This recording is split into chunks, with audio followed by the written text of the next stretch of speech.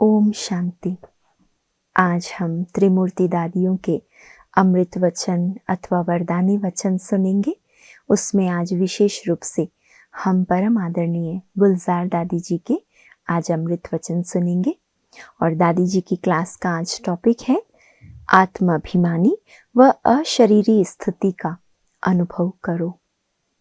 आत्माभिमानी व अशरीरी स्थिति का अनुभव करो।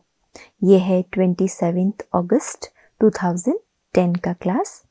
दादी जी कहती हैं, बाबा कहते हैं बच्चे अभी समय बहुत नाजुक आने वाला है, इसीलिए अपने मन पर कंट्रोल जरूर होना चाहिए। सेकंड में मैं अपने मन को ऑर्डर करूं कि व्यर्थ खत्म हो जाए और समर्थ चले, तो 1 सेकंड में हम अपने मन पर ऑर्डर कर सकें। 1 सेकंड में अपने मन को आप ऑर्डर करो और उसी ऑर्डर के अनुसार 1 सेकंड में हम व्यर्थ को फुल स्टॉप लगा सकें। 1 सेकंड में ही ऑर्डर करना और उसी सेकंड मन का उस ऑर्डर पर चलना, ये साथ साथ होना चाहिए। इसकी प्रैक्टिस काम करते हुए भी होनी चाहिए। हमारा पेपर अचानक होना है और अचानक किस समय कैसे भी हो सकता है, इसीलिए हमारे मन पर हमारा कंट्रोल हो तो सेकंड में पास हो जाएंगे। मन पर कंट्रोल करेंगे अगर ऐसा 1 सेकंड में कंट्रोलिंग और रूलिंग पावर हो तो बाबा कहते हैं सेकंड में पास हो जाएंगे। अगर कंट्रोल नहीं तो प्रयत्न करेंगे पास होने का, लेकिन प्रयत्न में टाइम लग सकता है। हमारा मूल मंत्र है मन मना भव। मन अपने ऑर्डर में रहे और जहां लगाना चाहे वहां ही लगे। जितना समय लगाना चाहे वो ऑर्डर में रहे, ये है मन मना भव। जहां लगाना चाहे वहां ही लगे और जितना समय लगाना चाहे उतना समय लग जाए, इसे कहते हैं मन मना भव। बाबा कहते हैं बच्चे इस मन मना भव के मंत्र को यंत्र बना दो तो सफलता मिल जाएगी।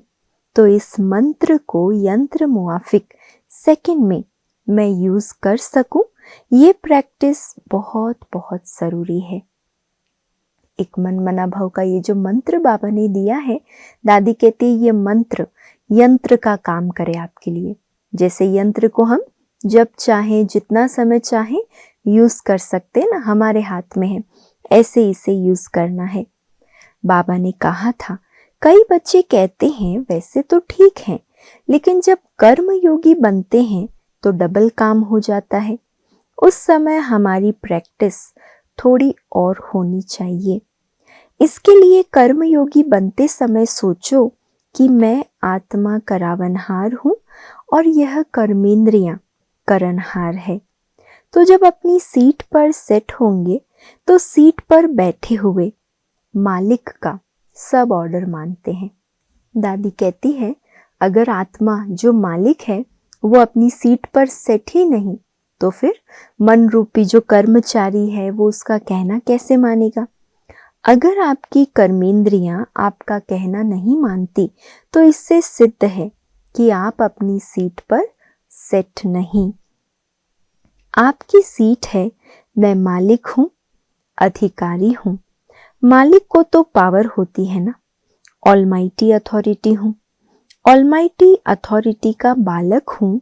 इस सीट पर सेट होकर फिर कर्म योग के टाइम ट्रायल करो तो सहज हो जाएगा, है ना। जो सुनते हैं दादी कहते हैं उसे कर्म करते समय अभ्यास करके देखो, उसको प्रैक्टिस करो तो ट्रायल भी होगा और समय पर आपको फिर आपकी कर्मेंद्रियां धोखा नहीं देगी। इस समय हमारा अटेंशन होना चाहिए क्योंकि अचानक पेपर होना है, तो कर्म योग के टाइम भी हो सकता है। ऐसा तो है नहीं ना कि जब हम एकांत में बैठे हैं तभी ही पेपर आएंगे। पेपर तो कोई भी समय आ सकते हैं। इसीलिए बाबा अभी इसी पॉइंट पर विशेष अटेंशन खिंचवा रहा है। मेहनत तो हमको करनी पड़ेगी ना, सीट पर सेट हमको होना पड़ेगा। इसीलिए बाबा हमको कहता है बहुत समय का अभ्यास उस समय आपको काम में आएगा। लंबे समय की आदत अंत में हमें मदद करेगी। कौन सी आदत? सेकंड में अपने मन को जहाँ चाहे वहाँ टिका सके, जितना समय चाहे उतना समय टिका सके, मन मनाभव हो सके, अशरीरी हो सके। ये हमें अभ्यास बहुत काम आएगा। अगर बहुत काल का अभ्यास नहीं होगा तो उस समय हम कंट्रोल नहीं कर सकेंगे। यहाँ माना मधुबन में हमको वायुमंडल की मदद भी है, स्थान की मदद भी है। बाबा ने हमको भट्टी में बुलाया है तो खास बाबा का हमारे ऊपर अटेंशन भी है। तो बहुत सहज हम इस बात को अनुभव में ला सकते हैं। जब आत्मा अभिमानी शब्द कहते हैं तो आत्मा का अभिमान कौन सा है? बाबा जो हमें समय प्रति समय स्वमान बताते हैं। जैसे बाबा कहते हैं तुम विश्व परिवर्तक हो। हम आत्मा हैं, लेकिन आत्मा के साथ साथ हम ये स्वमान याद रखें। स्वमान अर्थात आत्मा का शुद्ध अभिमान है ना, जो बाबा ने हमें टाइटल्स दिए हैं। आत्मा लाइट है, लाइट रूप होकर हम चलते हैं, लेकिन साथ में अगर स्वमान भी याद रहे तो देह अभिमान खत्म हो जाएगा। जैसे बाबा कहते हैं आप परमात्मा दिल तख्त के मालिक हो। ये कितनी बड़ी बात है। सारी दुनिया में ऐसा तख्त किसी को मिल नहीं सकता, चाहे कोई पद्मा पदमपति भी क्यों ना हो, उसे परमात्मा दिल तख्त मिल नहीं सकता। और हम भोले भाले बच्चों को भगवान ने अपना दिल तख्त दिया है। ये कितनी बड़ी बात है। अगर हम सोचे कि मैं मालिक हूं, मैं आत्मा हूं, आत्मा के साथ में कौन सी आत्मा हूं, तो हमारी आत्मा का अभिमान ये है कि जो बाबा स्वमान देते हैं उस स्वमान में स्थित रहें। और स्वमान में स्थित रहने से बहुत रमणीक हो जाता है। जैसे मैं विश्व परिवर्तक आत्मा हूं, ये कितने मर्तबे की बात है। सारे विश्व की मैं मालिक बनने वाली हूं, कितना बड़ा मर्तबा है। उस स्थिति में अगर हम स्थित रहें तो सारा दिन हम अलर्ट रहेंगे।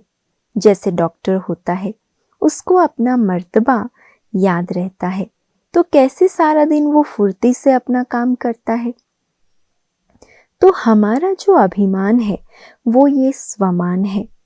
हम अगर रोज अमृत वेले बाबा से मिलकर, बाबा से शक्ति लेकर, बाबा से किरणें लेकर और लक्ष्य रखें कि मैं आत्मा तो हूं, लेकिन कौन सी आत्मा हूं?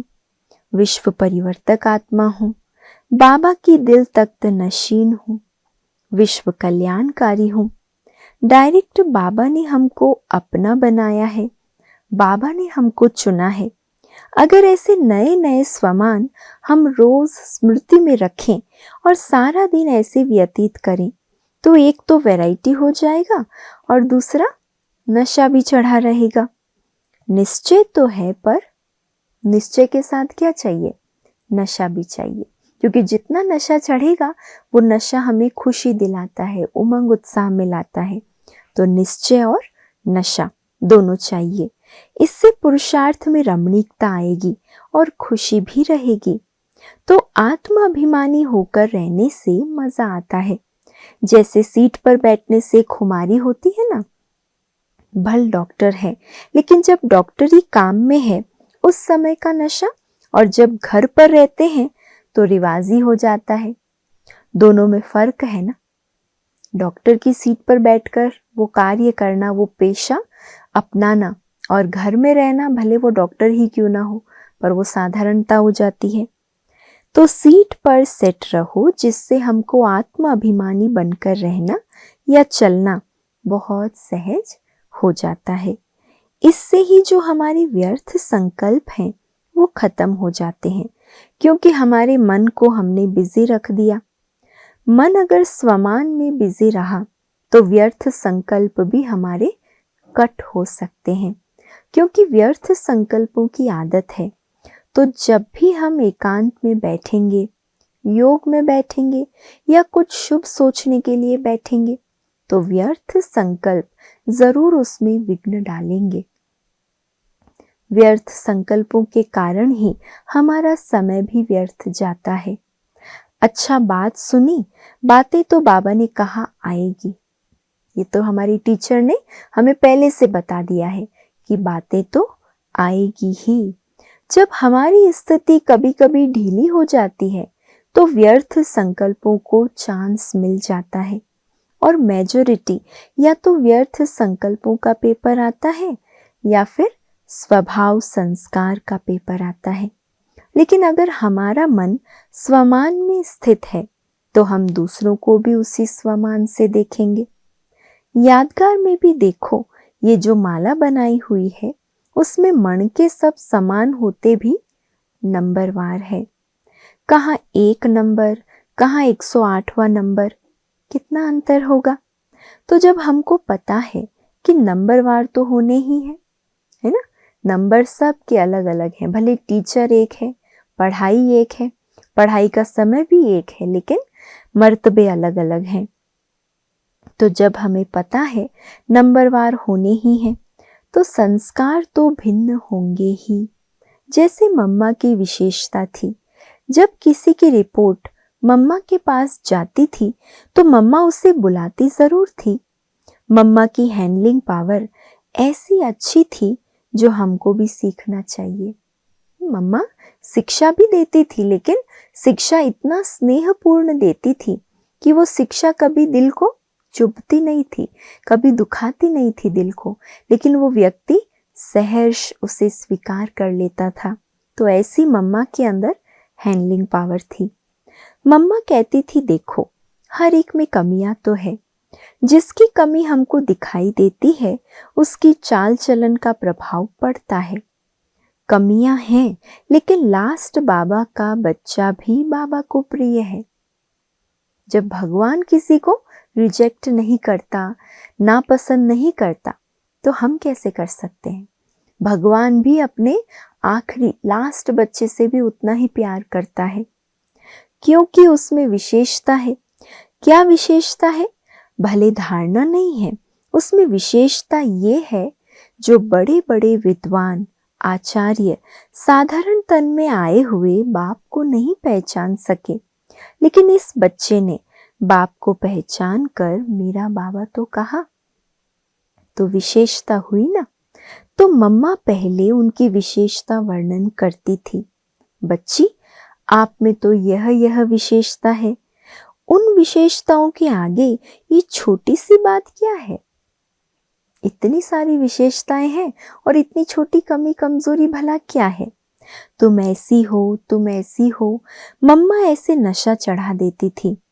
इसीलिए मम्मा के आगे जाने से कोई डरता नहीं था, उल्टा और ही शक्तिशाली होकर आता था। जैसे बाबा ने कहा, तुम सिर्फ शिक्षा नहीं दो। हम समझते हैं ये गलती करती रहती है, इसको समझाएंगे नहीं तो कैसे होगा। हम तो सबके वकील और जज बन जाते हैं ना, सबके लिए या तो आर्ग्यू करेंगे या फिर निर्णय दे देंगे। लेकिन बाबा ने कहा है शिक्षा के साथ सहयोग और स्नेह भी दो।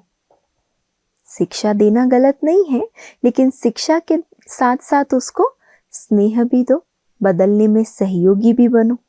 जैसे रास्ते पर कोई गिरा हुआ हो तो आप क्या करेंगे, उसको और ही लात मार कर जाएंगे या उसको उठाएंगे। तो जो अपनी मंजिल से गिर गया, उस समय अगर उसको सहारा नहीं देंगे, सहयोग नहीं देंगे, तो उस समय वो और ज्ञान की बात तो समझेंगे ही नहीं। पहले से ही कमजोर है, गिरा हुआ है, अपनी हीन भावना में है, और उस समय आप उसको शिक्षा दे रहे हो तो कैसे सुनेंगे। तो ये अटेंशन देना है कि हम उसको सहयोग भी देते हैं, स्नेह भी देते हैं या शिक्षा ही देते हैं। तीनों का बैलेंस चाहिए। अगर आत्मा का पाठ हमको पक्का करना है तो इसके लिए हमको ये बातें भी ध्यान में रखनी पड़ेगी, क्योंकि क्या होता है, हम किसी की गलती जब देखते हैं तो उस समय मन में आता है कि इसको शिक्षा तो मिलनी चाहिए, ये तो होना चाहिए ना। लेकिन जैसे मम्मा उसको पहले हिम्मत दिलाकर पीछे उसके आगे छोटी सी बात रखती थी कि ये क्या है, ये भी थोड़ा करेक्शन करेंगे तो अच्छा है, ऐसे मम्मा सुनाती थी। पहले सारा उसको विशेषताएं सुनाती थी, उनका नशा चढ़ाती थी, उनको उमंग उत्साह में लाती थी, फिर पीछे ये शिक्षा देती थी कि देखो इसको थोड़ा करेक्शन कर लेंगे तो अच्छा होगा। इसी रीति से हमारी भावना अगर एक दो के प्रति सहयोग देने की है तो मैं समझती हूँ कि जो प्रॉब्लम आती है भाव स्वभाव की, वो भी खत्म हो सकती है। तो मम्मा बाबा ने जो शिक्षा देने की विधि सिखाई है वो अगर हम प्रैक्टिकल लाइफ में लाएंगे तो आत्माभिमानी बनकर रहना कोई बड़ी बात नहीं, क्योंकि ये तो नशे की बात है ना। निश्चय से नशा और नशे से खुशी होती है। निश्चय हमें नशे में लाता है और फिर नशे से खुशी बढ़ती है।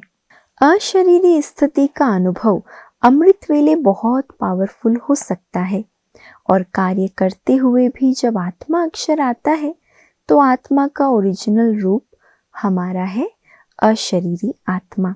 लेकिन इसके लिए बीच बीच में विशेष अटेंशन देना पड़ेगा। अशरीरी बनने के लिए आत्मा का स्वरूप सामने लाएं, इसमें अटेंशन रखना पड़ेगा। अभी अभी बाबा ने एक मुरली में कहा था कि बच्चे कोई भी व्यर्थ संकल्प या नीचे गिरने की बातें आती है तो आप अटेंशन रूपी पहरा अपना ठीक रखो, और जब कोई आपको टेंशन आता है तो टेंशन के आगे ए लगा दो, अटेंशन हो जाएगा। तो टेंशन बदल करके अटेंशन हो जाएगा। बीच बीच में समय निकाल कर भी अशरीरी बनने का अभ्यास करो और विशेष नुमा शाम का समय जो मुकर्रर है उसमें भी इसकी प्रैक्टिस करो। मन की मालिक बनकर मन को ऑर्डर करो तो मन मानेगा। पहले मन के मालिक बनो, मन को अपनी स्थिति में स्थित करो, मन मना भाव का मंत्र यूज करो और फिर उसे ऑर्डर करो। अशरीरी बनने के लिए ताकत चाहिए। तो वो ताकत कब आएगी? जब बार बार हम आत्माभिमानी बनने का अभ्यास करेंगे, स्वमानों में अपने आप को स्थित करेंगे तो मन में ताकत आएगी। अच्छा, ओम शांति।